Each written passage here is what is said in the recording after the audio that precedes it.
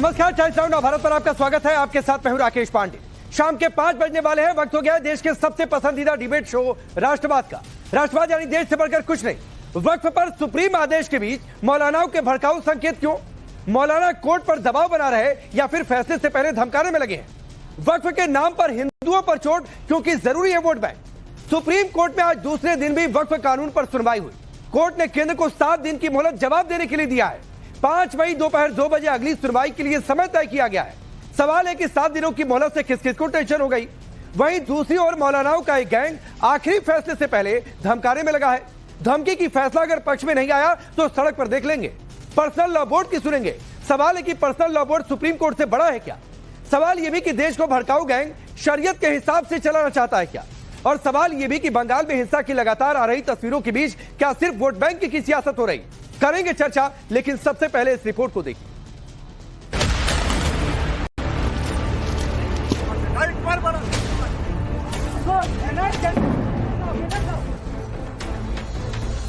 न हम उनके मजहब में दखल देना चाहते हैं, न हम किसी दूसरे आदमी को हमारे मजहब के अंदर दखल देना चाहते हैं। देखिए, कुछ चीजें ऐसी होती हैं जिनके फैसले सड़कों से होते हैं।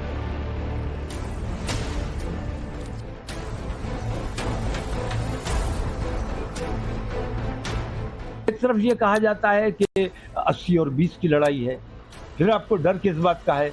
शर्म आनी चाहिए आपको कि अगर दूसरे देश में साजिश रची गई और आप उसे समझ भी नहीं पाए। देश की सबसे बड़ी अदालत में आज दूसरे दिन भी वक्फ पर सुनवाई हुई। सुप्रीम कोर्ट ने कानून पर किसी तरह का स्टे नहीं लगाया। कोर्ट ने केंद्र को 7 दिन का समय अपना जवाब दाखिल करने के लिए दिया है। साथ ही ये भी तय हुआ कि वक्फ संपत्तियों की स्थिति फिलहाल नहीं बदलेगी। वक्फ बाई यूजर के प्रावधान भी अगले आदेश तक नहीं बदलेंगे। सुप्रीम कोर्ट ने अगली सुनवाई के लिए 5 मई दोपहर 2 बजे का समय नियत किया है। एक और देश की सबसे बड़ी अदालत वक्फ जैसे गंभीर मसले पर सुनवाई कर रही, सभी पक्षों को सुन रही, लेकिन दूसरी ओर सड़क पर कुछ मौलाना कोर्ट पर दबाव बनाने और धमकाने का काम कर रहे हैं। अलीगढ़ के मौलाना उमर खान दो टूक कह रहे, सुप्रीम कोर्ट का फैसला पक्ष में नहीं आया तो पर्सनल लॉ बोर्ड का आदेश मानेंगे। हमारा मानना है कि ये हमारे फेवर में आएगा, और अगर फेवर में नहीं आया तो मुस्लिम पर्सनल लॉ बोर्ड का जो भी फैसला होगा उस पर लब्बैक कहा जाएगा। उसमें अगर आंदोलन की बात होगी तो आंदोलन करा जाएगा, जेल भरो तहरीक होगी। जो भी मुस्लिम पर्सनल लॉ बोर्ड का आदेश होगा, जमीयत उलमा हिंद का आदेश होगा, उसका जो है पूरी सख्ती से पालन किया जाएगा। फैसला आपके पक्ष में नहीं आता तो सड़कों पर उतरेंगे। देखिए, कुछ चीजें ऐसी होती हैं जिनके फैसले सड़कों से होते हैं। कुछ मौलाना उमर कह रहे, कुछ चीजें ऐसी होती हैं जिनके फैसले सड़क से होते हैं। तो क्या देश की सबसे बड़ी अदालत पर दबाव बनाया जा रहा? फैसला पक्ष में नहीं आया तो देश में बवाल होगा। कोर्ट का फैसला पक्ष में नहीं आने पर मौलाना पर्सनल लॉ बोर्ड का आदेश मानने की बात कह रहे, तो क्या पर्सनल लॉ बोर्ड को सुप्रीम कोर्ट से ऊपर बताकर मुस्लिमों को भड़काया नहीं जा रहा? सिर्फ मौलाना उमर नहीं, जमीयत के मुखिया मौलाना अरशद मदनी कोर्ट की सुनवाई के बीच मजहब को आगे कर रहे। वो दलील दे रहे वक्फ मजहबी चीज है और मजहबी मामलों में कोई दखल ना दे। ये वक्फ हमारा है, मजहबी चीज है। हम किसी मजहबी चीज में किसी का दखल को देना, न हम उनके मजहब में दखल देना चाहते हैं, न हम किसी दूसरे आदमी को हमारे मजहब के अंदर दखल देना चाहते हैं। सोचिए, कोर्ट सुनवाई के दौरान कह चुका है धार्मिक दलीलें ना दी जाए, तो क्या मजहब की दुहाई कोर्ट पर दबाव बनाने के लिए दी जा रही है? मौलाना तौकीर रजा तो वक्फ पर कानूनी लड़ाई के बीच 80-20 की बात लेकर आ गए। तरफ ये कहा जाता है कि 80 और 20 की लड़ाई है, फिर आपको डर किस बात का है? 80 और 20 संख्या बल आपके पास है, बाहुबल आपके पास है, सरकार आपके पास है, फिर भी मुसलमानों से आपको खौफ है कि मुसलमान पता नहीं क्या कर देगा। तो मुसलमान से खतरा नहीं है। मुसलमान के खिलाफ नफरत आम हिंदू के दिल में इसलिए डाली जा रही ताकि जो असल हिंदुस्तान के मसाइल हैं, जो हिंदुओं की असल परेशानियां हैं, उन परेशानियों की तरफ से, उन मसाइल की तरफ से लोगों की तवज्जो हटाई जा सके। तो क्या तौकीर 80-20 की बात कहकर तंज कस रहे? तौकीर दलील दे रहे मुसलमानों से किसी को कोई खतरा नहीं, लेकिन उन मौलानाओं पर उनकी जुबान खामोश है जो सड़क पर देख लेने की बात कर रहे, जो मन माफिक फैसला नहीं आने पर सड़कों पर उतरने की बात कर रहे। भड़काऊ बयानों का ट्रेलर बंगाल में दिखा भी। बंगाल में वक्फ कानून के विरोध पर पहले भड़काऊ बयान और फिर जो हिंसा हुई उसकी भयावह तस्वीरें अभी तक सामने आ रही हैं। हमारे सहयोगी अभिषेक राज मुर्शिदाबाद के बेतमुना पहुंचे, जहां दंगे के दौरान घर जलाए गए, लोगों को पलायन करने के लिए मजबूर होना पड़ा। वो क्या परिस्थितियां थी, वो क्या सिचुएशन थे जब लोग यहां से पलायन किए, डरे हुए, और आखिर क्यों चले गए। एक घर में हम मौजूद हैं और इस घर के हालात अगर आप देखेंगे तो आप देखकर समझ पाएंगे कि आखिर लोग अगर रुकते भी तो कैसे रुकते, कहां रुकते और किस हालात में रुकते। हर चीज जल चुका है, हर चीज यहाँ पर आपको राख ही राख नजर आएगा। और यहाँ अगर आप देखेंगे सीढ़ी पे भी, तो सीढ़ी भी पूरे तरीके से क्षतिग्रस्त है।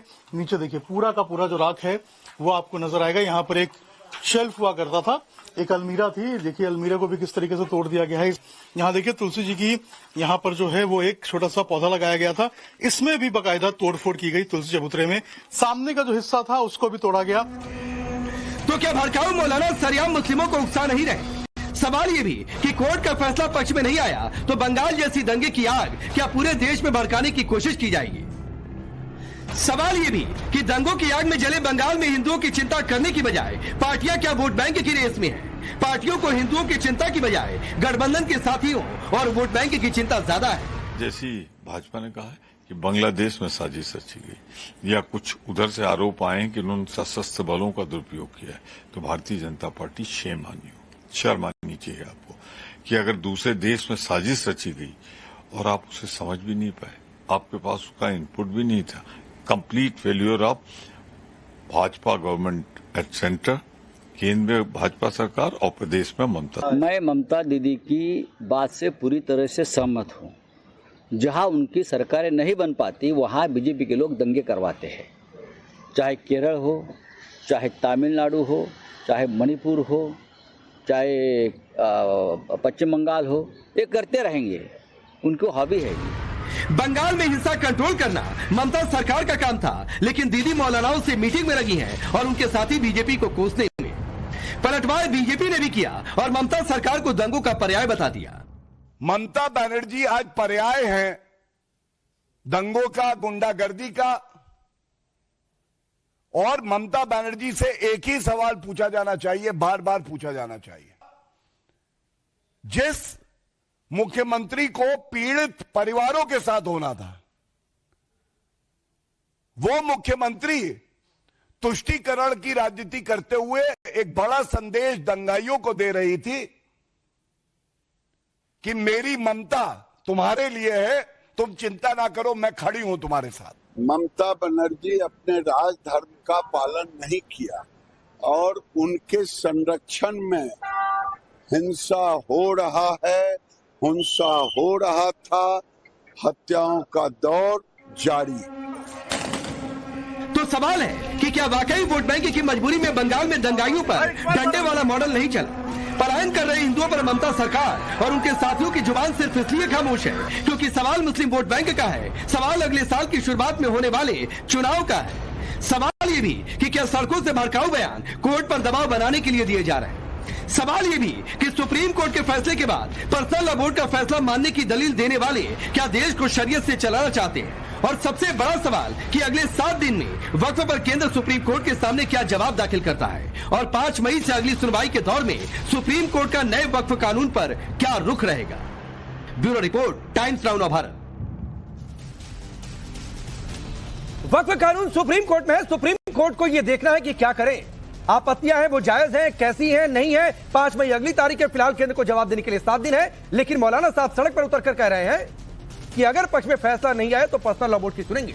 तो सवाल यह है कि पर्सनल लॉ बोर्ड इस देश में सुप्रीम कोर्ट से ऊपर है क्या? चलिए मैं आपका परिचय आज के मेहमानों से करवाता हूं। धनंजय गिरी भारतीय जनता पार्टी के नेता और प्रवक्ता, शालिनी अली पॉलिटिकल एनालिस्ट के तौर पर जुड़ रही हैं, हाफिज नूर अहमद अजहरी जी इस्लामिक स्कॉलर के तौर पर, बादल देवनाथ जी पॉलिटिकल एनालिस्ट के तौर पर टीएमसी को सपोर्ट करते हैं, और विवेक बंसल जी जुड़ेंगे कांग्रेस पार्टी के नेता। आप सभी का बहुत बहुत स्वागत है। शुरुआत आज अजहरी साहब आपसे करता हूं। मतलब अगर पक्ष में फैसला नहीं आया तो पर्सनल लॉ बोर्ड की सुनेंगे, तो पर्सनल लॉ बोर्ड इस देश में सुप्रीम कोर्ट से ऊपर है क्या?